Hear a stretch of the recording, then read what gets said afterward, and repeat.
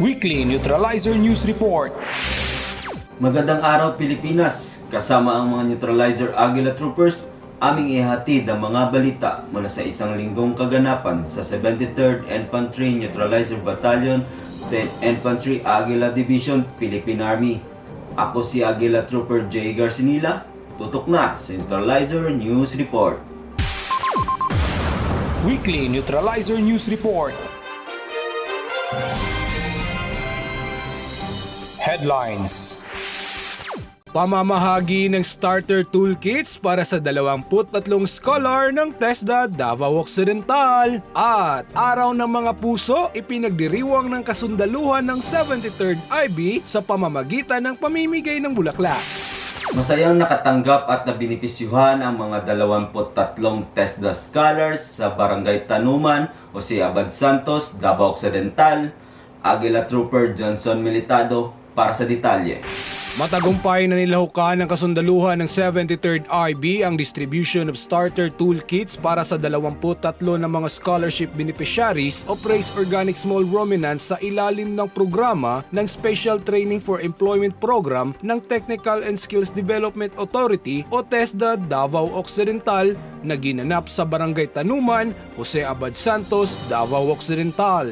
Ang nasabing aktibidad ay isang community-based specialty training program na matugunan ng pangunahing pangangailangan at makapagbigay ng kabuhayan sa komunidad. Niami karon diri nag-conduct ni distribution sa toolkit sa training nga i-conduct namo Race Organic Ruminant. This is under Executive Order 70. Uban gihapon kanamo ang samong training ang 73rd IB. Sila po usab nagtabang sa pagtransport sa among mga toolkit para mahatod diri sa barangay Tanuman sa Jose Abad Santos. We will bring TESDA to the barangay together with the 73rd IB. Ang TESDA Davao Occidental ay namahagi ng knapsack sprayer, timbangan, mga timba, pala at wheelbarrow na kung saan ang mga gamit na ito ay makakatulong sa mga benepisyaryo para makapagsimula sa kanilang pangkabuhayan. Laking tuwa at pasasalamat naman ng mga naging benepisyaryo ng nasabing aktibidad. Nagpasalamat kog dako sa TESDA nga yan sila sa Barangay Tanuman. So isa sa ang Barangay Tanuman sa ilang target nga natagaan og yung ani mga project, proyekto ikan sa TESDA nga kani mga tools nga dakong tabang sa mga lumulupyo diri sa Barangay Tanuman. Labi na sa 73rd IB, so sa ilang pagkatod aning mga tool kit nga diri sa Barangay Tanuman, daghan salamat. Ang kasundaluhan ng 73rd IB ay lubos na sumusuporta sa mga programa ng ating gobyerno kasamang lokal at nasyonal na mga ahensya sa ilalim ng programang Whole of Nation Approach tungo sa maunlad at mapayapang pamayanan. Mula dito sa Barangay Tanuman, Aguila Trooper Johnson Militado para sa Neutralizer News Report. Weekly Neutralizer News Report. Nitong Miyerkules, ika-14 ng Pebrero, nagbahagi ng pag-ibig, kasiyahan at pag-asa ang kasundaluhan ng 73rd IB sa pamamagitan ng pamimigay ng mga bulaklak sa mga guro, kawani ng gobyerno, mga residente at mga motorista.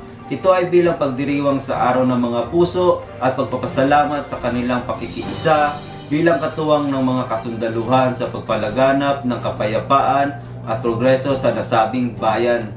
Aguila Trooper Johnson Militado para sa detalye. Ang Araw ng Mga Puso ay isang espesyal na araw na gustong ipagdiwang ng lahat sa pinakamaganda at espesyal na paraan sa isang espesyal na okasyon, sa isang espesyal na oras at isang espesyal na tao. Ang Valentine's ay isang romantikong pagdiriwang ng pag-ibig kapag maraming tao ang nagbigay ng mga bulaklak, card, tsokolate, liham at iba pang romantikong regalo ng Valentine's sa kanilang asawa o kapareha. Kaya naman ang kasundaluhan ng 73rd IB, 10 ID Philippine Army ay namahagi ng mga bulaklak bulaklak sa mga government offices, sa publiko, pati na rin sa mga pribadong individual para maipadama ng mga kasundaluhan sa ating mamamayan ang malasakit, pagmamahal at pagbibigay sa mga taong nangangailangan sa oras ng kagipitan o kasayahan. Samantala naman sa pangunguna ni Lieutenant Colonel Jai Christian P. Mendoza, Battalion Commander, ay taos-pusong ibinahagi din ng mga pulang rosas para sa mga babaeng sundalo ng 73rd IB. Kasunod naman ito ang kanyang mensahe sa mga kasundaluhan na araw-araw nating ipakita sa ating mga mahal sa buhay ang pagmamahalan sa bawat isa. Mula dito sa headquarters ng 73rd IB, Malita, Davao Occidental, isang mainit na pagbati muli ng maligayang araw ng mga puso sa inyong lahat. Aguila Trooper Johnson Militado para sa Neutralizer News Report.